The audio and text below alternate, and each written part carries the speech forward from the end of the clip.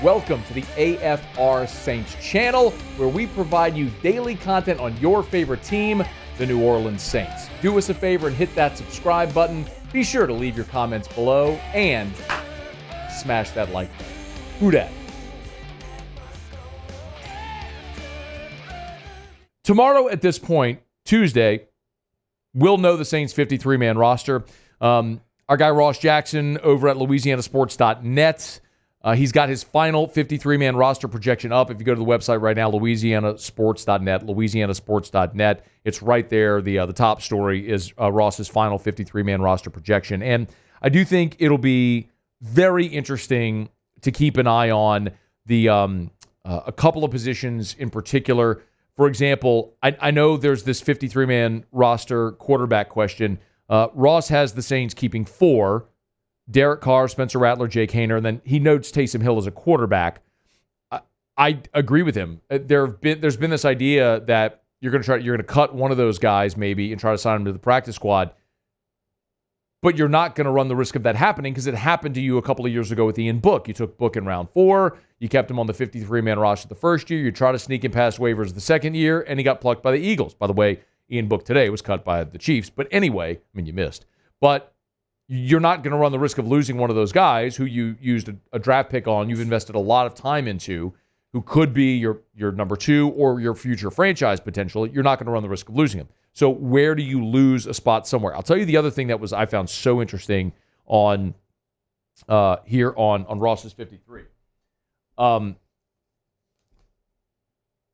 He kept 4 running backs. Now, he did not keep a fullback, and that's worth noting. But Kamara and Williams are the 2 we know that are going to make the team. What do you do next? And on Ross's projected 53-man roster over at LouisianaSports.net, he's got the Saints keeping Jordan Mims and Jacob Kibodi. Notice that means no Kendre Miller. And I don't necessarily think that it's surprising, but it is noteworthy.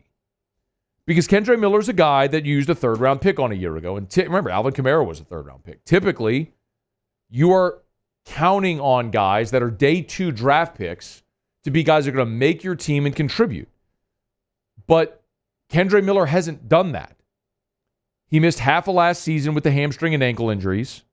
And he got injured this year, literally in the first day of training camp. And Dennis Allen, when he's talked about Kendre Miller, has been, he hasn't minced words about him. So when he says, really, we're just evaluating the college tape, that tells you where they stand on the player. And it would suck, but it's not unprecedented.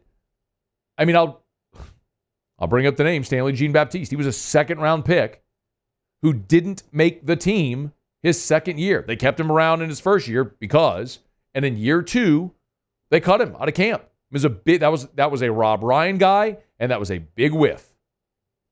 So we've seen it before, and this could be the next. It was interesting because Bill Barnwell has a piece up at ESPN.com right now, and he's got potential trade targets for all 32 teams. Or trade candidates, I should say. And he listed Kendre Miller as a guy that the Saints may look to move. I would be all for that. My problem is, what in the world are you going to get for him? Like, who's going to give you an asset for Kendre Miller? I mean, I guess maybe you could get like a conditional 7th.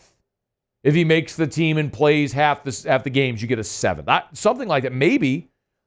And I guess from that perspective, you're just cutting your losses and getting whatever you can because you feel like whatever you could get for the player is better than whatever you would get for him on the field, which that is a tough pill to swallow, man, for a team that is looking at a first-round pick in Trevor Penning who can't play, a first-round pick in Peyton Turner who can't play, Isaiah Foskey, who was a high second-round pick who can't play. And if you're talking Kendre Miller, who was a third-round pick, and you're looking to move him before his second season in the NFL, this is a massive indictment on this organization, their inability to draft. And I'll tell you, my hand's in the air Because when they had the 3-4 year run in 17, 18, 19, I mean, there have obviously been some misses, but when you had the run they did in the draft, I've said, hey, they deserve the benefit of the doubt. That wasn't the case after 14, 15, when you had the Stephon Anthony, Ha'oliki Kaha, Tavon Rooks, like those draft classes. They deserved criticism. They deserve skepticism. But when you're hitting on drafts, you deserve the benefit of the doubt when they make a move. And I've fallen in line there. But there have been enough misses now, especially at the top of the draft, to say you don't deserve the benefit of the doubt anymore. And that's kind of where I fall. So if you can cut your losses with this player and get something for him, you do it so it's not a total loss where you just cut him and you've wasted the pick. You get nothing. You get zero return on that investment. So what they do with Kendre Miller will be interesting, but at this point, I think he's a long shot to make the team. How do you keep a guy that can't stay healthy when you've got capable players? The running back position, though, is interesting because at times, if it was Mims or Cabote, Robinson, they've all looked the part at times. And I get it, man. Cabote is a Louisiana guy, played for the Cajuns, now with the Saints, scored 2 touchdowns in the 3rd preseason game, really acquitted himself very nicely. And Mims has probably been your most consistent back in the preseason. I'll tell you, those 2 guys give off Tony Jones Jr. 2020 preseason vibes. If you remember, that was the year where Tony Jones Jr. was the star of the preseason, had a great game against the Baltimore Ravens in the first preseason game, made the 53, and it just didn't translate to Sundays. Now, he's still hanging around the league, but it just didn't translate to Sundays. I will be very interested to see if they keep one or both of those guys. My guess is that I agree with Ross in that they cut Miller, but keep either Cabote or Mims. And which one, your guess is as good as mine as far as that goes. You certainly have the sentimental favorite with Cabote because he's a Louisiana guy, prepped in Louisiana, played his collegiate ball in Lafayette, and now is with the Saints. Like, of course you're going to lean toward that guy. But I'll trust the staff's evaluation to say which of those guys do you want more, and that's probably even a better question for, again, after I just got telling you I don't trust the staff in their evaluation.